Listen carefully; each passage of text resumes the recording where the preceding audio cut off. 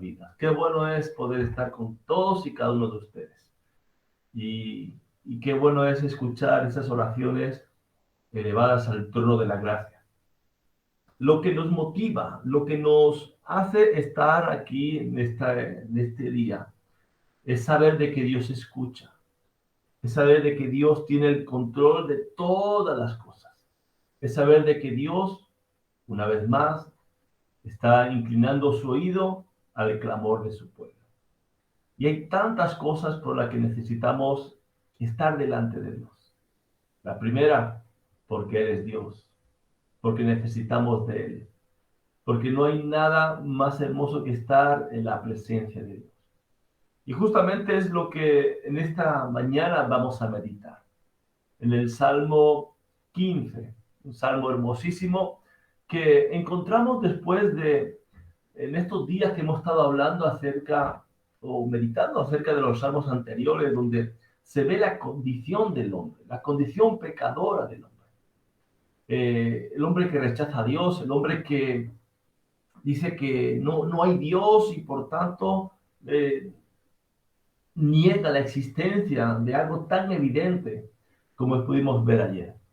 Hoy día vamos a ver este salmo tan precioso y que nos va a enseñar las características de un hombre, de una mujer, aptos para entrar a la presencia de Dios. Así que voy a pedirle a nuestra hermana Camila, por favor, que pueda conectar su micrófono y nos pueda leer el Salmo 15, por favor. Amén. Los que habitan en el monte santo de Dios. Jehová, ¿quién habitará en tu tabernáculo? ¿Quién morará en tu monte santo? El que anda en integridad y hace justicia y habla verdad en su corazón. El que no calumnia con su lengua, ni hace mal a su prójimo, ni admite reproche alguno contra su vecino. Aquel cuyos ojos el vil es menospreciado, pero honra a los que temen a Jehová. El que aún jurando en daño suyo, no por eso cambia. Quien su dinero no dio a usura, ni contra el inocente admitió cohecho. El que hace estas cosas no resbalará jamás. ¡Wow! ¡Aleluya! Qué bueno este Salmo 15 que nos enseña, como dijo anteriormente, quién está apto para entrar a la presencia de Dios. Entendamos algo. Leemos primeramente el título, ¿no? Los que habitarán en el monte de Dios. Usted sabe, en el monte de Dios era donde Dios había decidido poner su nombre. Aún no estaba construido el templo, pero sí que ya Dios estaba escogiendo el lugar y sabemos que David no fue el que construyó el templo, fue su hijo David. David tenía sus manos llenas de sangre y por tanto Dios no iba a permitir que él cumpliera el anhelo de su corazón, pero sí que lo hizo con Salomón. Ahora, el tabernáculo en ese tiempo, se dice, cuentan los historiadores, los estudiosos de la Biblia, de que el tabernáculo estaba en ese momento en Gabaón, una ciudad próxima a Jerusalén. Ahora, pueden pensar de que el arca del pacto sí que estaba ahí donde David estaba, en la ciudad de David, en Jerusalén. La cuestión es que cuando leemos este Salmo número 15, Salmo de David, no nos dice como el otro salmo si va acompañado de algún instrumento musical o tiene algún tipo de melodía, no lo sabemos, pero sí que describe el tipo de persona que puede relacionarse personalmente con el Creador. Y aquí el salmista se hace una pregunta, y la pregunta es: ¿quién puede ser el huésped de Dios? ¿Quién puede ser aquel que entre a la presencia de Dios? Aquí la palabra habitar que hemos leído es una palabra en la cual tiene una connotación de estar en un momento. No es de vivir constantemente, como por ejemplo vamos a encontrar en el Salmo 91, el que habita en el abrigo del Altísimo. Ese habita, así que habla de, de estar constantemente, de vivir en ese lugar. Pero aquí encontramos en este Salmo 15 que la palabra habla simplemente de un momento, como que aquel que hace una visita. ¿Sí? ¿Lo entendemos bien? Entendemos que la cultura oriental, muy diferente de la que tenemos nosotros, ¿no? La cultura oriental habla de que el huésped tenía un acceso directo con el anfitrión. Y este salmo, que es un salmo de sabiduría, este salmo se entonaba al entrar al templo. Ya, si recuerdan, cuando hicimos la introducción a los salmos, vimos que los salmos de sabiduría, un tipo de salmos que estamos encontrando en todo este libro, estas son meditaciones de la vida, sobre la vida, y también sobre los actos de Dios, ¿no? Entonces, cuando los adoradores iniciaban con la pregunta que hemos leído en el versículo 1, ¿quién habitará en el tabernáculo de Dios? ¿Quién habitará en tu tabernáculo? El sacerdote comenzaba a responder con los requisitos y finalizaba con la promesa que hemos leído en estos versículos. Ahora, vamos a analizar yo he encontrado 9 características por los cuales uno puede entrar, puede habitar en el tabernáculo, puede entrar a la presencia de Dios. Y primeramente entender de que por mucho que David tuviera ese deseo de estar viviendo en la casa de Dios, él no podía estar porque no era sacerdote. Recuerden que solamente el sacerdote podía estar en la presencia de Dios. Pero era un deseo del corazón de David. Y ese mismo deseo es el que usted y yo necesitamos tener. Pero yo quiero hacer aquí otra aclaración, o más que una aclaración, no, un consejo, que no sea el deseo de habitar momentáneamente, sino que nuestro deseo sea de habitar constantemente en la presencia de Dios. Que la palabra que usemos no sea el hebreo ur o gur, que es de entrar momentáneamente y salir, sino que sea como el del Salmo 91, sino el de permanecer. ¿Amén? Pero vamos a ver las características. Y a la pregunta eh, que nos está haciendo aquí David, esta es una pregunta que busca identificar, como dije anteriormente, aquel que está calificado para estar delante de la presencia de Dios, para adorarlo. Entendamos que en la cultura, como decía anteriormente, había una ley de hospitalidad. La ley de hospitalidad habla de que aquel que llegaba a una casa era un huésped de honor y normalmente se acostumbraba pues a salir al encuentro para saludarlo, se le daba pues agua para lavar sus pies del polvo del camino, se le preparaba alimento a él y a los animales en caso de que llevara animales también, se le daba un sitio para que pudiera descansar, pudiera dormir. Y algo importante que tengamos es que el anfitrión tenía que proteger a esa persona que entraba en su casa. Vamos a entenderlo mejor cuando vamos al libro de Génesis y encontramos que Lot estaba en Sodoma y recibe la visita de 2 ángeles. Y ahí el pueblo de Sodoma dice que comenzó a golpear la puerta de la casa de Lot para que le entregasen a esos 2 hombres, esos 2 varones de Dios, esos 2 ángeles, con la intención, dice, queremos conocerlo. Aquí la palabra conocer es de tener intimidad, de relaciones sexuales. O sea, querían violar a esos 2 varones de Dios, esos 2 ángeles. Por eso entendamos que en la cultura oriental, el proteger a un huésped, el proteger a una visita, era sumamente importante.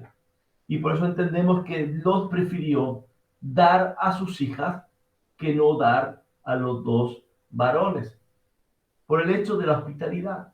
Amén.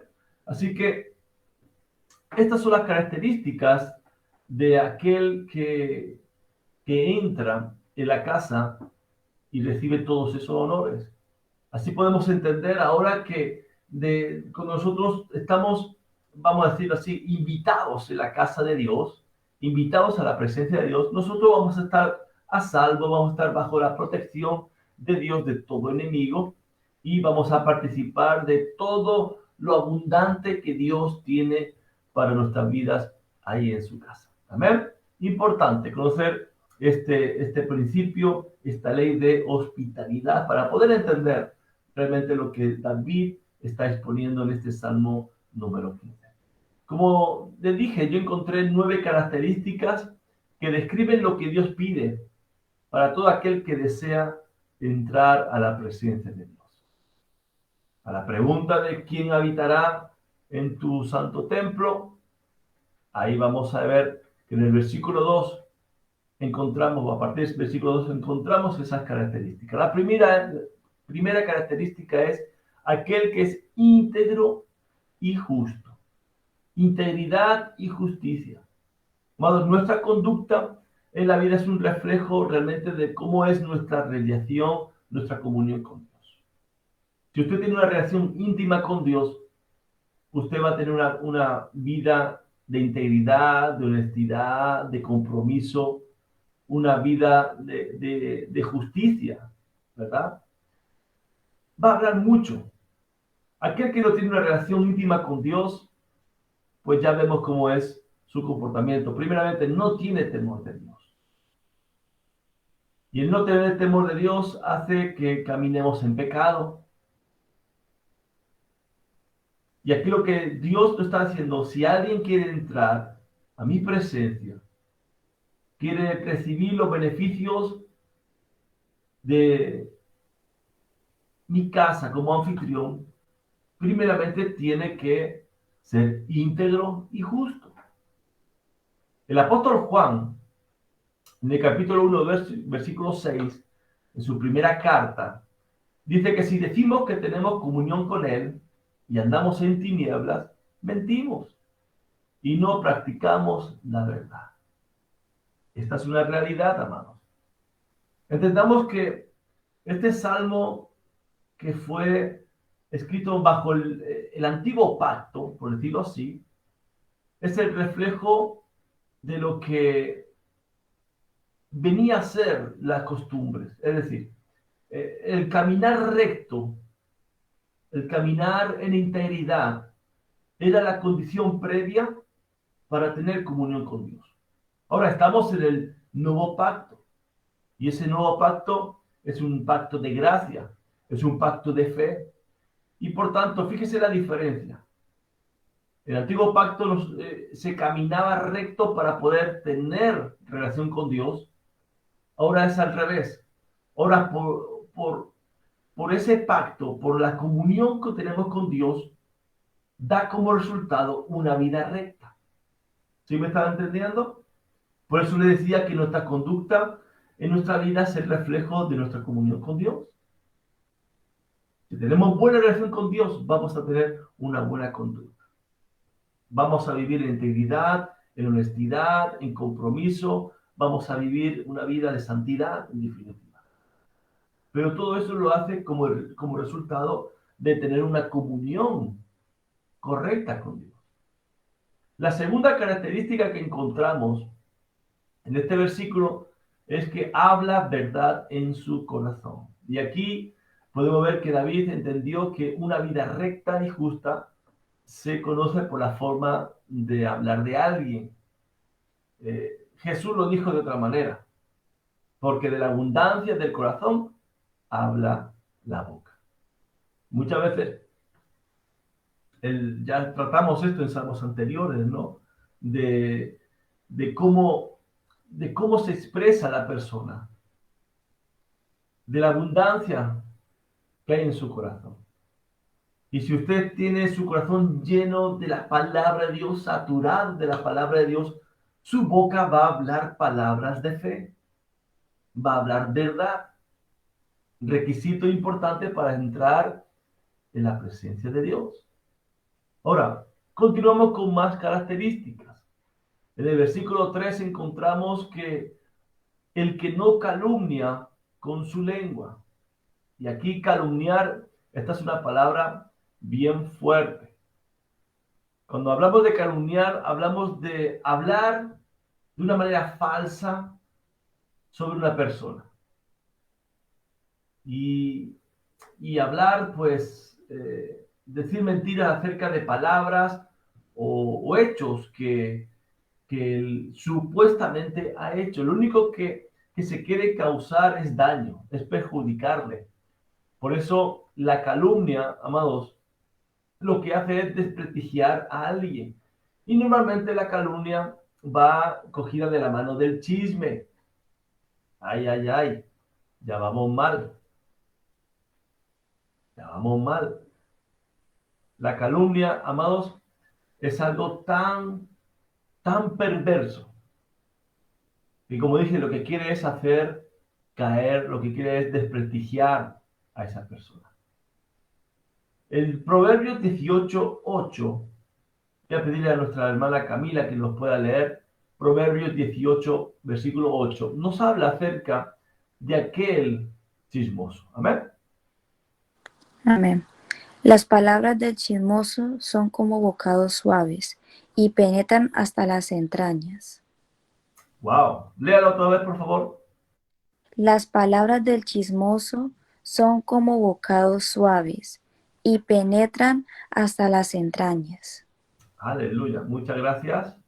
Los chismes para el chismoso, amados, son irresistibles. ¿Te has dado cuenta que el chismoso atrae los chismes? ¿Usted conoce a alguna persona chismosa o usted es chismoso? ¿Sabe que lo que está haciendo es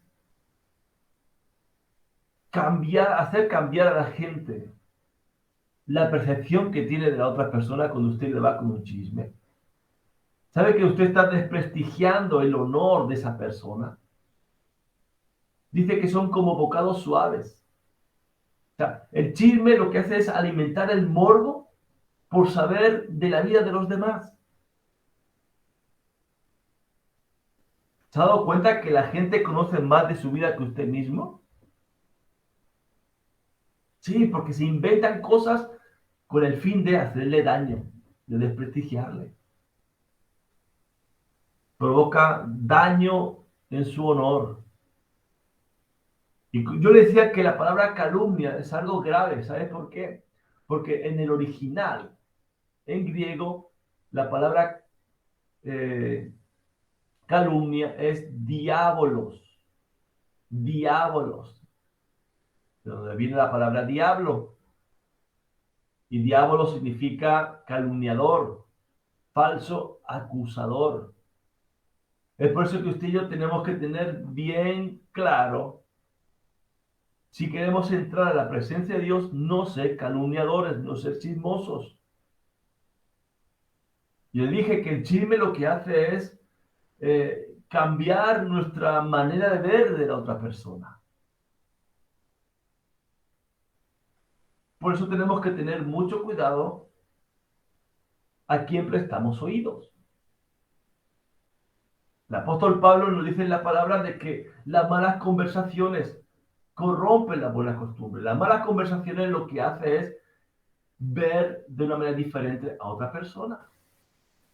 Y ni siquiera usted sabe si lo que le están diciendo es verdad, pero ya le da veracidad. Y quiero hacerle también una advertencia. Aquel que vino a ti con algún chisme de otra persona, tarde o temprano, va a chismear también de ti. Por eso el consejo, la advertencia es, aléjate de ellas. No permitas chisme. Cierre sus oídos a todo chisme. Que venga a hablarte de otra persona, que si fulanito o fulanita, cierre sus oídos. Si le viene con chisme, no permita. Y ore con esa persona para que deje todo chisme. Y todo lo que quiera hablar, no hacerlo oídos. Porque te va a hacer cambiar lo que está intentando es cambiar tu perspectiva, tu perspectiva de esa persona. ¿Ves? Otra característica es que no hacen mal a su prójimo. Aquel que va a habitar en su tabernáculo es una persona que no hace mal a su prójimo. Dios nos dio un mandamiento. Amarás a tu prójimo como a ti mismo. Entonces, amados, las personas que se encuentran a su lado, lo único que van a recibir va a ser bondad y no maldad. No hacer mal a su prójimo. Sus acciones van a ayudar a las personas, aquellas que tienen alrededor suyo. Es una característica importante. No tiene maldad en su corazón. Otra característica, no admite reproche alguno contra su vecino. Es decir, es una persona en la cual se puede confiar. Y como decíamos antes con los chismosos no van a encontrar en él un cómplice, no van a encontrar un oído el cual va a deleitarse en todas las palabras que quiera decir acerca de otra persona. No admite reproche. No quiero saber nada. No me cuentes. No me interesa. No me contamines. Amén.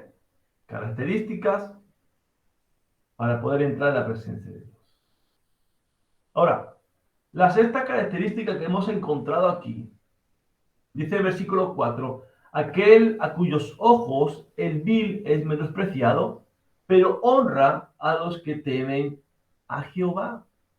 Es decir, estas personas que quieren entrar a la presencia de Dios no aprueban el estilo de vida de pecado. No aprueban a aquellas personas, no aquellas personas, sino no aprueban los actos, el pecado. Muy diferente. Y algo que hace estas personas es que buscan a los que desean agradar a Dios. Es decir, tienen un trato estrecho con aquellos que honran a Dios, aman a Dios, temen a Dios, viven una vida conforme a la palabra de Dios. Es la gran diferencia.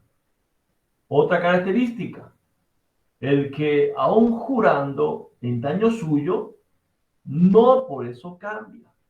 Y aquí podemos ver que las personas deben cumplir las promesas. Y este versículo nos dice que incluso cuando ya no le conviene hacerlo, tiene que cumplirlo. Si lo prometió, tiene que hacerlo. Eso habla de que es una persona de honor. Eso habla de que es una persona de la cual se puede confiar. Hay una historia en la palabra de que había un hombre llamado Jefté. Hay una gran enseñanza en esta historia. Pero quiero ir aquí a lo que nos está hablando en este versículo, esta característica para poder entrar a la presencia de Dios. Jefté hizo un voto, una promesa, digamos, imprudente. Él le prometió a Dios de que si él iba a la batalla y Dios le daba la victoria, cuando regresara a su casa, a su pueblo, la primera persona que le saliera al encuentro, él la iba a entregar al Señor.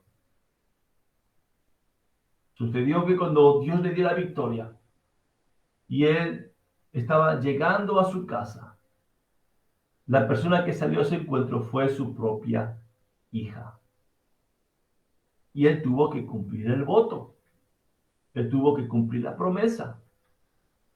Amados, a veces hacemos promesas, permítanme decírselo, promesas tontas,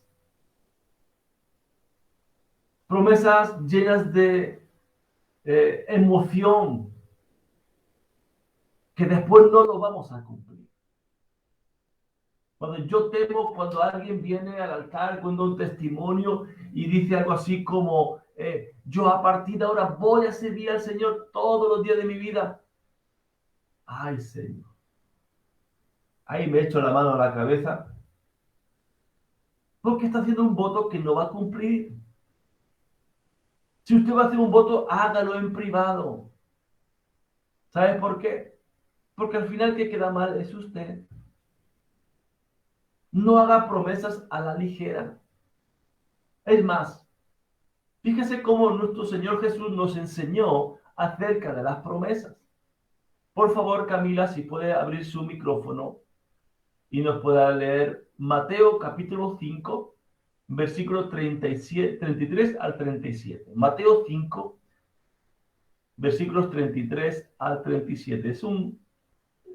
Esto forma parte del Sermón del Monte.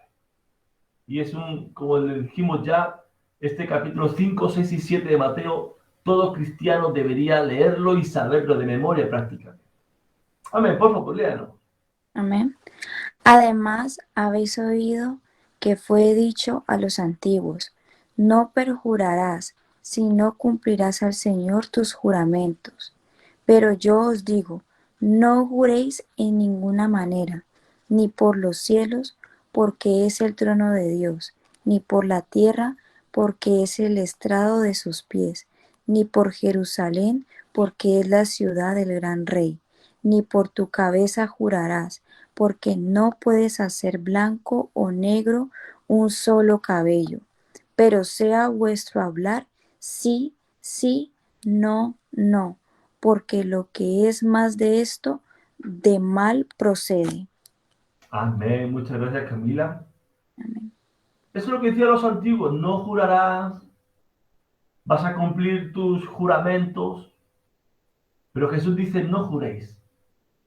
No juréis por nada, no hagáis promesas, ni por el cielo, ni el trono de Dios, ni por la tierra, no hagáis promesas para nada, sino que vuestro hablar sea sí o no. No hay más, amados. Hoy día la palabra de un hombre tiene muy poco valor. De hecho, se tiene que ir delante de una persona que se llama notario para dar fe de que va a cumplir su palabra. Eso antiguamente no existía. Antiguamente un apretón de manos era suficiente para cumplir ese pacto, para cumplir esas promesas. Amados, nuestra boca o nuestras palabras tienen que ser sí o no. Muchas veces prometemos cosas por el simple hecho de quedar bien, sabiendo de que no lo vamos a cumplir. Y muchas veces somos personas que no sabemos decir que no a la gente y después quedamos mal. Aprendamos a decir sí, aprendamos a decir no. Porque dice Jesús que todo lo que sea más de eso, de mal procede. Entonces una persona que quiera entrar a la presencia de Dios, tiene que cumplir, tiene que ser una persona que cumpla su palabra, cumpla sus promesas. No hagamos promesas que no podemos cumplir. Hace unos años atrás, yo fui fuertemente confrontado. Y fue Dios hablándome a través de mi hijo. Porque yo le prometí si hace tal cosa o si, lo típico, si trae buenas notas, ¿verdad? ¿Qué padre no ha hecho eso? Si trae buenas notas, pues te compraré lo que tú quieres, lo que me estás pidiendo. Y una vez me dijo mi hijo y me confrontó. Y el Señor me llevó a esta palabra. Él me dijo, papá, no me prometas porque nunca me cumples. Wow, eso fue como un golpe duro en mi corazón, pero es una realidad. Amados, no hagamos promesas que no podemos cumplir. Que sea nuestro sí, sí, nuestro no, no. Amén. Aleluya. Continuamos. Otra característica. Quien su dinero no dio a usura. Es decir, una persona que no sea una usurera.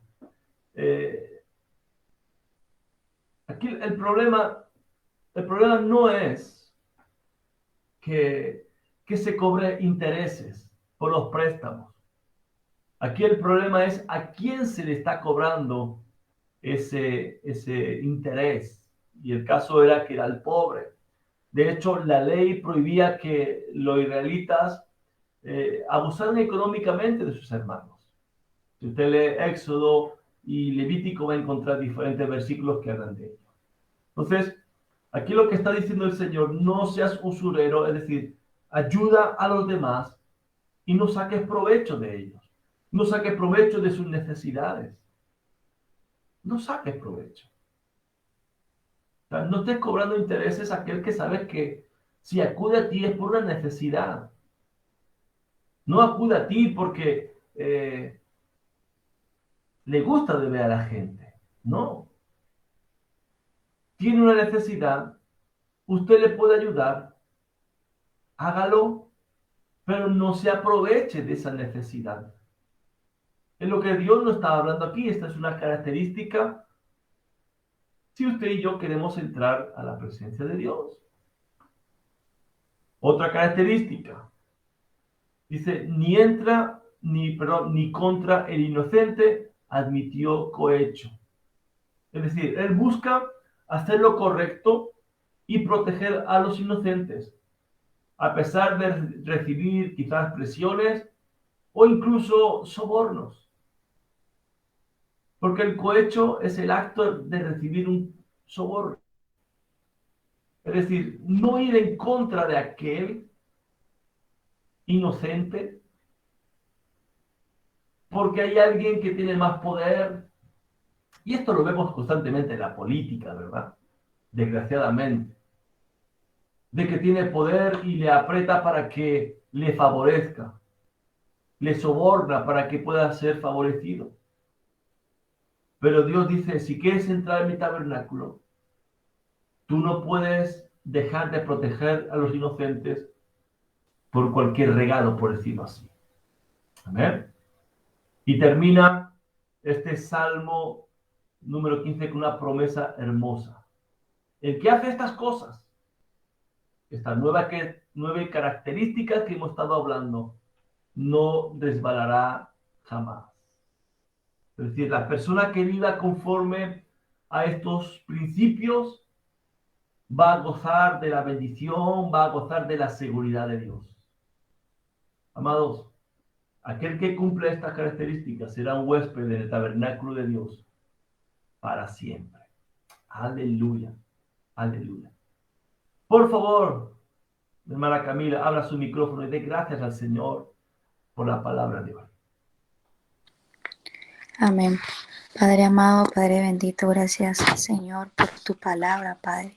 Gracias Señor por enseñarnos estas 9 características, Señor, para poder entrar, Señor, para poder entrar, Señor, en tu presencia, Padre Santo, Señor. Que en este día, Padre amado, podamos seguir meditando en ellas, Señor. Y no solo meditarlas, Señor, sino también ponerlas en práctica, Padre Santo, Señor. Gracias, Padre amado, te damos por este día, Señor. Te pedimos que seas tú bendiciendo nuestros trabajos, Señor, nuestra entrada y nuestra salida de nuestras casas, Padre, y que sobre todas las cosas, Señor, seas tú ministrándonos, Señor, por medio de este salmo precioso, Padre Santo. En el nombre de tu amado Hijo Jesús. Amén. Amén, amén, aleluya. Muchas gracias, amados y amadas, por estar presentes. Continuamos mañana. Tenemos cosas grandes por seguir delante del Señor. Y que hoy sea un día de prosperidad, un día donde la gracia, el amor de Dios esté sobre su vida. Y que pueda poner estas características en orden en su vida, para que usted pueda entrar a la presencia de Dios, no haya ningún estorbo para entrar a la presencia de Dios. Amén. Recuerden, estamos a vísperas de nuestro 8º aniversario. Vamos a hacer 3 días de fiesta, viernes, sábado y domingo. Así que yo les invito a que usted pueda venir, pueda traer a un amigo o un familiar que pueda gozarse con nosotros de estos 8 años de fidelidad de Dios. Amén.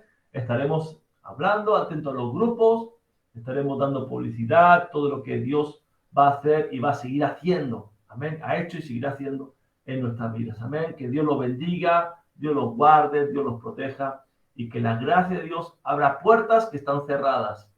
Amén. Nos vemos mañana. Besos de corazón, abrazos. Shalom.